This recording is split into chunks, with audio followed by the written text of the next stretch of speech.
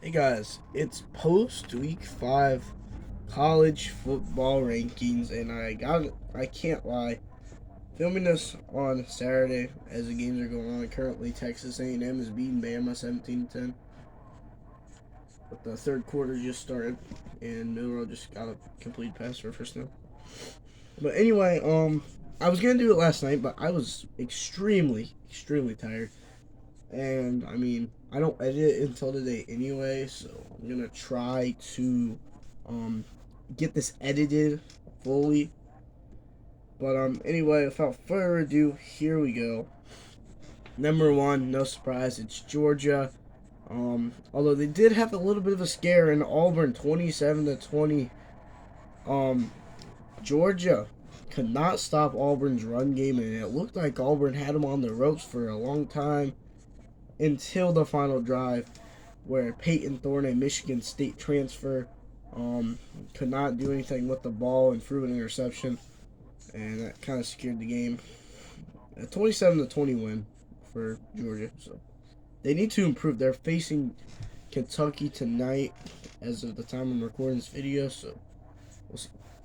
Number 2, Michigan, again, no shock. They beat Nebraska 45-7. Never really was in doubt there at all. I hate Michigan with a passion because I'm an Ohio State fan. But, they're good. They're good. I'll give them that. They are good. So, they have a lethal rushing attack, and they have a pretty good quarterback in J.J. McCarthy, which he can hurt you in the passing game and on the ground. So, if you face him, you want to contain the running attack, but you also want to contain him. That's the only way you're going to get a win. You got to contain both. Number 3, Texas. Not a surprise here either. No changes. They won 40-14 in Kansas, and for a little while there, it seems like Kansas had them on the ropes too. I think going into halftime it was like a touchdown game or something. But Quinn Ewers picked up in the second half, and he got the Texas Longhorns a W. Currently, Texas is a pretty good team. Quinn Ewers is a good quarterback, solid rushing attack. I don't see Texas moving down for a little while. Well, actually, they're going to have to move down in next week's rankings because they lost today. But number 4, Ohio State, they did not play anybody. They beat Notre Dame in their last game, so that's why they're at number 4. Florida State, they also did not play a game last week. They are still 5-0 now. So I will say that Florida State, they're kind of a surprise team. They could make the playoffs and shock the world. They have a good quarterback. The only game I really was concerned about theirs was the Boston College game. I really thought Boston College had them, but then they made some mistakes. Number 6, Penn State. They were tied with Northwestern in the second quarter, the third quarter, believe it or not. They went down, scored, and Northwestern could not do anything after, so they took the L. And Drew Aller looked pretty good. I will say I watched the game. Drew Aller, he looks pretty good. He's up there for Heisman, but I really think it's between Caleb Williams and Shedeur Sanders. Honestly, not gonna lie. We got Washington, and I will say this was a close game, 31-24. They grinded out a win against Arizona. Washington, kind of scary as a team. Michael Penix Jr. is just throwing dimes over there, but if they really want to stay in contention, they need to not have scares like this. Arizona, don't know if they're a good team or not, but they need to make their game a little more cautious. Then you got Oregon, and 2 straight weeks in a row they had laid down a beating, 42-6 wins over Colorado, and now Stanford, most notably known for Andrew Luck, I would say, and probably a couple other guys, but not much surprise there. Oregon, good team. Bo Nix is a very good quarterback. They got a bright future ahead of them. USC, and it looked for a long time like they had the game put away, but towards the end, Colorado was driving. They scored a touchdown. They could not get the onside kick. USC escaped with the win. That is number 9, bro, by the way. It is very scary when you let up 41 points. The defense was terrible, but Caleb Williams, 6 touchdown passes, an interception as well, his first of the season.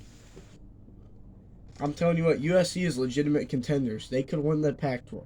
Then you got Notre Dame, and they had to face a ranked team after they lost to Ohio State, and I will say it was another good game. But instead of losing this time, they took the win 21-14 over number 19 Duke. And hopefully Duke's quarterback Riley Leonard is okay because he got injured towards the end of the game.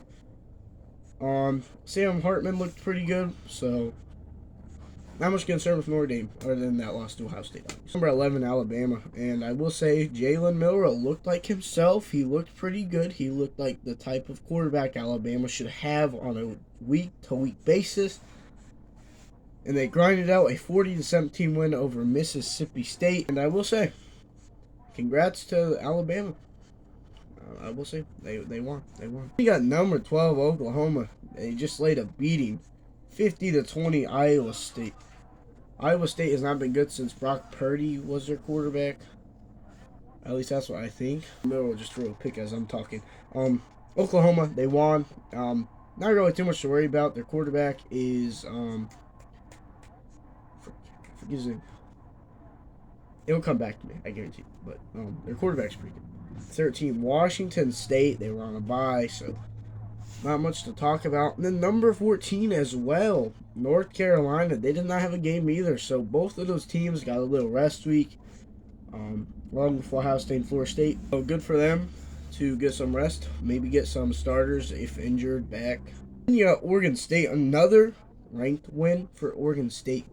21-7 over number 18 Utah, who still does not have quarterback Cam Rising back. And for a while there, they did not need Cam Rising. It looked like they were good, but then they lost 21-7, and it seemed like they need him. Ole Miss, and guess what? Another ranked game and another ranked win. Ole Miss, 55-49 over number 23 LSU. This game was one for the ages. The defenses could not get a stop if they tried. But towards the end, LSU threw up a prayer to the end zone, and Alabama just got the ball back. Mississippi, or Ole Miss, stopped them, and they won the game. So they grinded out a win, and that's good for them. You know, you want to be a gritty team, you want to win.